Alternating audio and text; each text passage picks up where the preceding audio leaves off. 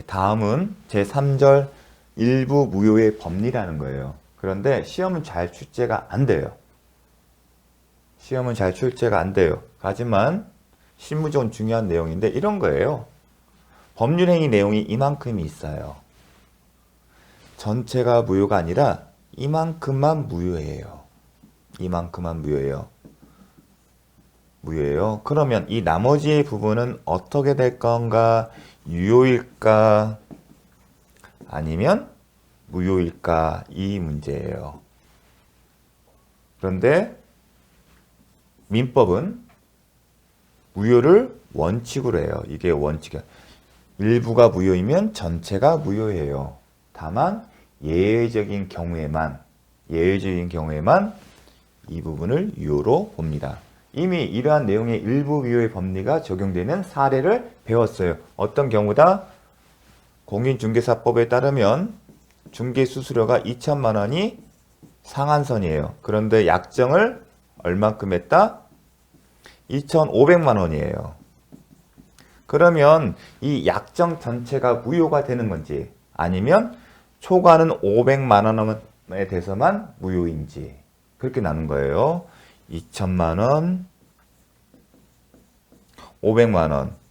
초과한 이 부분만 무효가 되는 건지 아니면 나머지 전체도 무효가 되는 것이 그러니까 쟁점이 되는데 우리는 어떻게 했죠? 이 부분만 무효가 된다. 이게 일부 무효 법리의 예외적인 원칙은 전체 약정이 무효이지만 예외적으로 가정적 의사의 판단에 따라서 이 부분을 유지할 의사가 인정된다면 해석상 인정된다면 일부분만 무효가 된다. 근데 일부 무효 법리가 그런 적용되는 겁니다. 하지만 시험은 잘 출제가 안 돼요. 그리고 임의 규정이에요. 즉 당사자가 의사로 달리 정할 수 있어요. 어떻게 하냐면 보통 실무에서는 매매 계약의 일부 내용이 무효가 되더라도 나머지 내용은 유효하다. 그렇게 되면 일부 무효 법리를 배제시키는 겁니다. 실무는 대부분 부동산, 수익형 부동산 같은 경우는 그걸 많이 씁니다. 자, 넘어가고 법조문을 보겠습니다. 일부분이 무효일 때는 원칙은 어떻다? 전부가 무효다. 그러나 예외다. 그런 무효 부분이 없더라도 법률 행위를 하였을 것이라고 인정된 때 이건 어떻게 판단할까요? 나중에 문제가 됐을 때 물어보나요? 만약에 네가 이거 알았다면 너 어떻게 할래? 그건 아니고요. 그냥 가정적 물어보는 게 아니라 가정적으로 판단한다. 이게 뭐냐면 실제로 물어보는 게 아니라 여러 가지 사정을 봤을 때 이 사람들은 이렇게 했을 거다. 제3자 입장에서 판단합니다. 그래서 용어 자체 가정적 판단이다. 이럴 때는 나머지 부분은 무효가 되지 않는다. 일부 무효가 된다. 이런 가정적 판단이라는 표현이 또 들어간 데 하나 있어요. 무효행위 전환. 어디서 배웠죠? 104조의 경우에도 무효행위 전환 규정이 적용된다. 그때도 가정적인 판단이라는 과정을 거칩니다. 이 표현 하나 기억하시고요. 자, 당사자의 가정적 판단인데 당사자의 가정적 의사 고려하는다가 아니라 고려한다. 이런 부분을 실제 물은 게 아니라 여러 가지 사정을 했을 때 이 사람들이 이러한 사정을 알았다면 2천만 원 대해서만 약정을 했을 거야. 그런 거예요. 예를 들면 한편 일부 무효 법리가 적용되면 전제 조건이 있어요. 법률 행위가 일체성이 있고 그 다음에 분할할 수 있어야 돼요. 분할 쪼갤 수 있다는 겁니다. 2,500만 원은 분할할 수 있잖아요. 그리고 2,500 자체는 일체성이 있습니다. 그 관점은 경제적인 관점이다. 최근에는 출제된 바가 없습니다.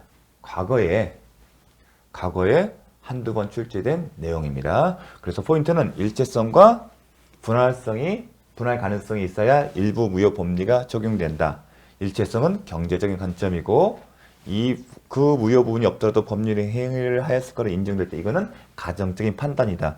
당사자의 가정적 의사를 고려한다. 이런 편이 또 들어가는 데가 무효행위 전환 규정.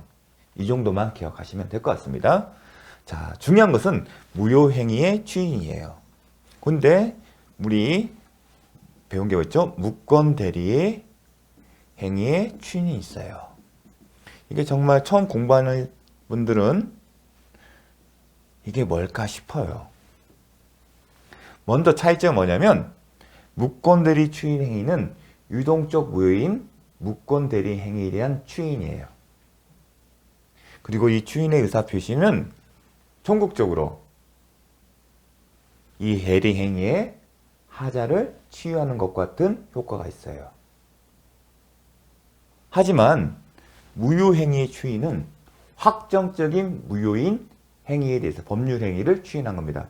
그럼 차이가 있죠. 139조는 확정적 무효인 법률 행위에 관한 것이고 무권대리 추인은 말 그대로 유동적인 무효인 법률 행위에 대한 추인인 것입니다. 그래서 출발점이 달라요. 그게 첫 번째 포인트입니다. 한번 보겠습니다. 확정적인 무효인 법률 행위는 추인하여도 효력이 생기지 않는다. 확정이 됐기 때문에 그래서 확정인 거예요. 유동은요. 소급해서 효력이 되는 거다. 확정이 될 것은 무효는 다시 살아날 수 없다는 겁니다. 그래서 확정이라는 표현을 쓰는 거예요. 확정적 무효, 유동적 무효의 잘못점.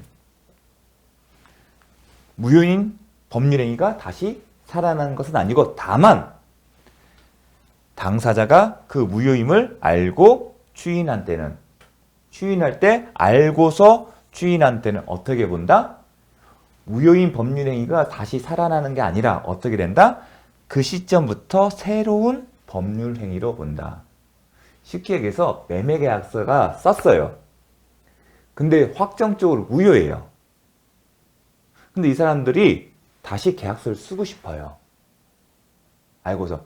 그럴 때 굳이 계약서를 다시 쓰는 것보다는 기존에 있었던 계약서에 효력을 부여하는 건데요. 추인으로. 하지만 그 무효인 법률행위가 유효가 되는 게 아니라 단지 새로운 법률행위가 있는 것을 본다. 그러니까 계약서를 쓰지 않고 새로운 법률행위를 하는 걸로 보면 됩니다. 그렇게 이해해 주십시오. 계약서 쓰지 않고 계약한 거다. 다만 기존 계약서를 가지고 쓰는 것뿐이다. 그런 정도의 개념을 갖고 계시면 됩니다. 따라서 새로운 법률행위를 보기 때문에 그 효력의 발생 시점은 언제까요? 추인 시점, 그때부터예요. 이게 무효행위 추인의 기본적인 포맷이에요. 추인은 그리고 의사표시예요. 의사표시. 결국은 제가 이렇게 표현하잖아요. 이런 계약이 있었는데 무효예요. 다시 똑같은 내용을 하고 싶어요, 당사자가. 그럼 계약서를 다시 쓰는데 쉽게 간단하게 그냥 그 추인의 의사표시로 우리 그 업종 무효인 계약 다시 그걸로 다시 체결하자. 말로만 끝낸다고 생각하시면 되는 겁니다. 편의성이 있죠. 그러면 요건은 어쨌다? 무효하겠죠. 무효는 어떤 무효? 확정적인 무효요. 그리고 알고서 추인을 해야 돼요. 그런데 중요한 것은 무효의 원인이 있을 거 아니에요. 배웠죠? 강행법규 위반, 효력 규정 위반. 확정적 무효가 뭐였죠? 우리가 배운 내용 중에서 강행법규 위반, 효력 규정 위반, 103조 위반, 104조에 해당되는 위반, 불공정한 법률 행위, 그런 것들 있잖아요. 그게 확정적 무효잖아요. 그러면 대신에 추인할 때 여전히 위반이 되면 효력이 발생한다? 아니다. 그때는 유효 요건을 충족한다. 이 얘기 뭐예요? 이 추인 시점에는 강행법규 위반도 아니고 효력 규정 위반도 아니에요. 법 위반이 아니다. 그 얘기는 법이 바뀌어서 더 이상 법 위반이 되는 상태가 아니다. 그런 얘기죠. 103조 경우는 추인 시점에는 더 이상 사회질서에 반하는 행위에 해당되지 않는다. 104조는 추인 시점에는 불공정한 법률 행위에 해당되지 않는다. 그러한 상태에서 알고서 추인하게 되면 새로운 법률 행위가 있는 것으로 본다는 겁니다. 이해되시죠? 정말 중요합니다. 자, 출제는 이렇게 나왔습니다. 무효인 법률 행위의 추인은 무권대리 같은 경우는 무권대리라고 표현을 씁니다. 무효인 법률 행위면 139조의 추인이구나. 그렇게 생각을 하셔야 합니다. 무효인 법률 행위의 추인은 무효 원인이 소멸되는 후. 이거를 새로운 추인 시 새로운 법률 행위로서 유효 요건 충족. 이 얘기가 뭐냐면 무효 원인이 소멸된 후 알고서 추인해야 효력이 인정된다. 그럼 어느 시점부터 그 효력이 발생한다? 원칙은 소급하지 않는다. 그 얘기는 왜 소급하지 않죠? 추인하에도 그 효력이 생기지 않기 때문에 원래 무효인 행위가 다시 효력이 있는 게 아니라 그때부터 새로운 법률 행위를 보는 게 원칙적인 모습이에요. 다만 예외적으로 약정이 있는 경우 당사자의 의사표시로 소급표가 인정될 수 있다. 따라서 139조의 무효행위 추인 원칙은 소급하지 않는다. 그 표현이 어떻게 된다? 그때부터 추인한 시점부터 새로운 법률행위를 본다. 이 개념 문장과 함께 세트로 기억하자. 소급하지 않는다. 그 다른 표현은 추인한 시점에 새로운 법률행위를 본다. 소급이라는 표현을 쓰게 되면 틀린 거예요. 다만 예외적으로 어떤 경우? 의사표시. 한편 여러분의 이해를 위해서 무권대리 행위 추인은 누가 해요? 본인이 하죠. 무효행위 추인은 확정적 무효인 법률행위 추인. 이해 안 되면 확정적 무효인 계약의 추인. 누가 해요? 당사자가 하는 거죠. 그래서 당사자가 그 추인을 할 때 일방의 의사표시. 근데 매매 계약이라면 매도인이 일방의 의사표시가 이거 효력이 있는 걸 할게. 그게 아니라 매도인과 매수인 야 이미 무효인 계약인데 우리 다시 유효 계약을 체결하는 대신에 이걸로 추인의 의사표시로 계약이 있는 걸로 하자. 그러면 상대방 동의가 있어야 하잖아요. 그래서 제가 계약서를 다시 쓸 필요 없이 구두상으로 끝낸다. 그렇게 이해하시라고 한 겁니다. 참고해서 기억을 해 두십시오. 그런 경우에. 그러면 정리하게 되면 무권대리 행위 추인의 효력은 원칙은 뭐죠? 비교를 하게 되면 원칙적으로는 이 경우에는 무권대리 행위 추인이에요. 무권대리 행위. 원칙은 어떻게 된다? 소급하여 효력이 발생한다. 여기에 대한 예외가 있죠. 당사자 의사표시로 달리 정할 수 있다. 추인 시점부터 효력이 발생할 수 있고요. 제한은요. 소급하여 효력이 발생하지만 제3자의 권리는 해하지 못한다. 이렇게 세트로 기억을 하셔야 합니다. 시험에 잘 나오기 때문에. 자, 이해를 위해서 자, 이 시점에 계약을 했어요. A라는 내용이 있어요. 139조가 무효행위 추인의 문제죠. 확정적인 무효를 전제로 해요. 우리가 뭘 배웠죠? 103조, 104조 강행법규 위반이에요. 이 시점에 추인을 하려고 한다. 그러면 어떻게 한다? 무효 원인이 소멸한 후에야 추인을 해야 효력이 발생하는 거예요. 그러면 무효 원인이 소멸한 얘기는 구체적으로 103조 더 이상 사회질서에 반한 것이 아니한다. 어느 시점에? 추인 시점에. 또한 104조 불공정한 법률행위가 아니다. 더 이상 추인 시점에는. 강행법규 위반. 이 시점에는 더 이상 강행법규 위반이 아니한다. 그러한 상태에서 당사자가 추인의 의사표시를 하게 되면 이 시점부터 유효한 계약이 되는 겁니다. 이 시점부터 원칙적으로. 한편 제가 좀 전에는 얘기를 안 했지만 108조 통정허위표시 합의에 의한 당사자가 합의에 허위의 의사표시라는 경우는 무효가 돼요. 하지만 이 경우는 무효 원인의 소멸 이런 것이 언급이 안 되겠죠. 왜냐하면 당사자의 의사표시로서 야 우리 허위를 했는데 이건 실제 계약을 하자. 그 순간 무효 원인은 자동적으로 소멸되기 때문에. 그래서 제가 구분을 한 거예요. 지금까지 배웠던 우리가 확정적 무효 사유를 가지고서 언급한 겁니다. 따라서 시험은 이 파트 108조의 확정적 무효가 아니라 강행법규 위반이나 요 내용을 가지고서 시험이 잘 나와요. 그래서 무효 원인이 소멸되지 않는 한 추인을 하더라도 효력은 발생하지 않는다는 거 잘 기억을 하십시오. 한편 130조 유동적 무효 무권 대리예요. 규정은 배웠죠? 원칙 소급해서 유효가 된다. 이게 원칙이에요. 반대로 무효행위 추인은 이 시점부터 유효한 계약이 되는 거예요. 새로운 법률 행위를 보면서. 하지만 무권대리 행위 추인은 소급해서 이 소급했다는 얘기는 이 시점부터 효력이 발생한다. 다만 예외와 제한이 있다. 한편 무권대리와 같이 동일하게 취급하는 게 있어요. 법조문은 없어요. 무권리자 처분행위에 대한 무권리자 처분행위 추인에 대해서는 민법사 규정이 없어요. 130조와 같은 규정이 없어요. 아니면 130조를 준용한다, 유추 준용한다 표현이 없지만 대법원 판례는 무권대리랑 비슷하게 취급해요.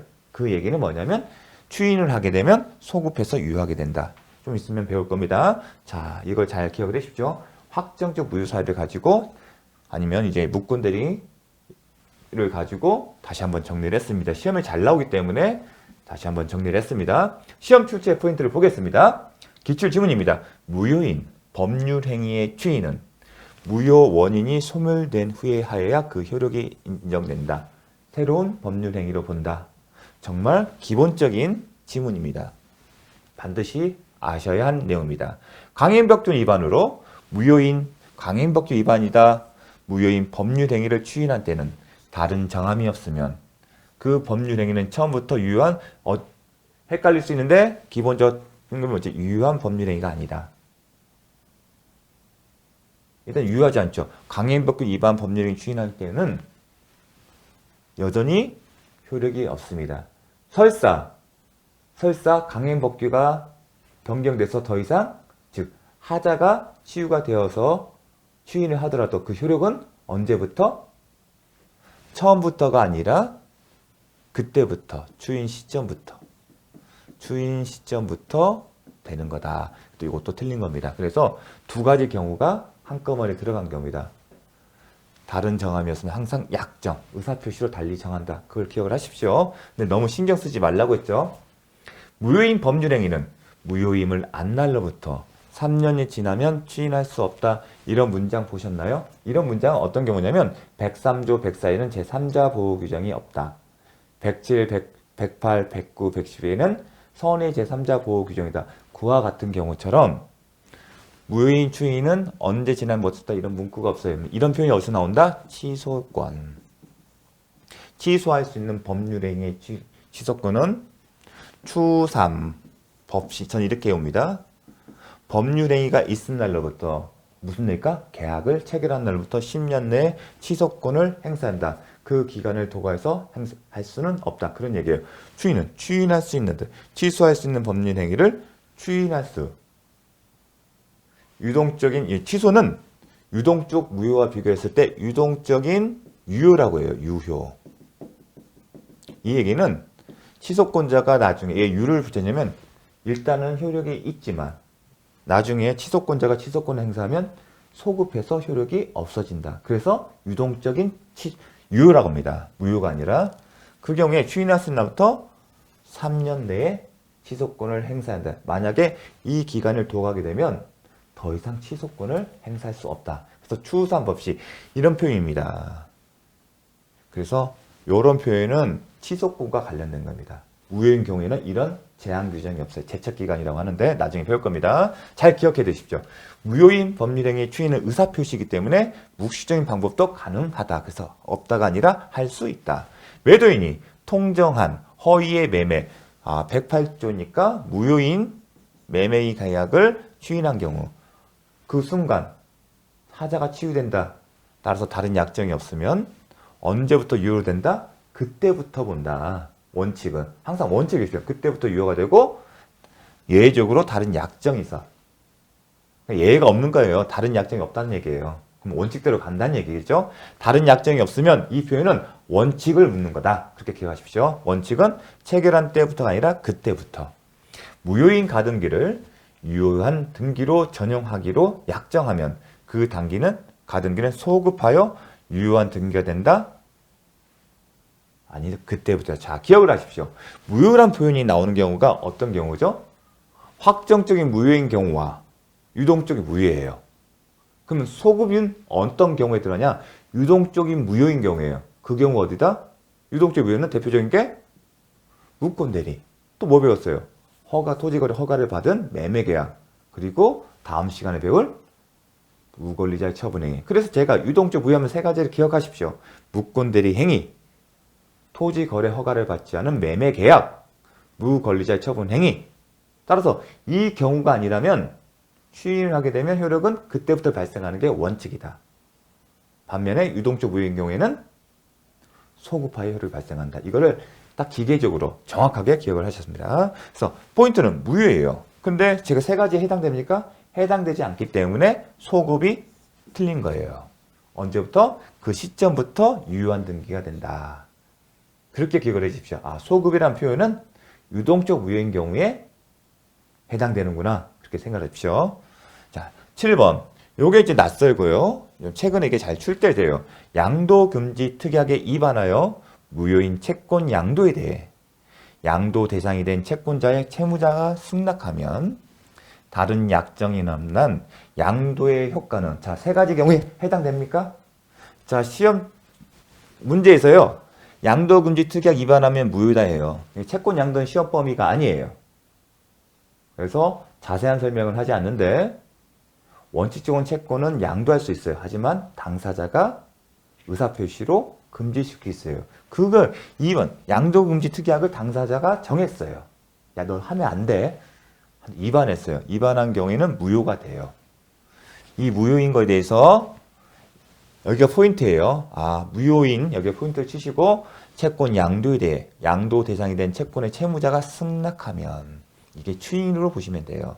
추인하면 그 효력은 언제 발생할까요? 제가 유동적 무효라고 세 가지의 경우에 해당되지 않기 때문에 승낙시 그때부터 승낙 시점부터 다른 약정이 없나? 원칙을 물어보는 거구나. 양도 효과는 승낙 시부터 발생한다. 맞는지 만약에 최초에 채권 양도 계약 체결 시에 소급하여 하면 틀린 질문이 된다. 그렇게 기억을 해 주십시오. 자, 요거는 참고 삼아서 봐주시면 될 것 같습니다. 자, 시험 출제가 이제 포인트가 이 부분이에요. 근데 정말 약방의 감초처럼 잘 나옵니다. 그래서 잘 정리를 해 주십시오. 자, 잠시 쉬었다 하겠습니다.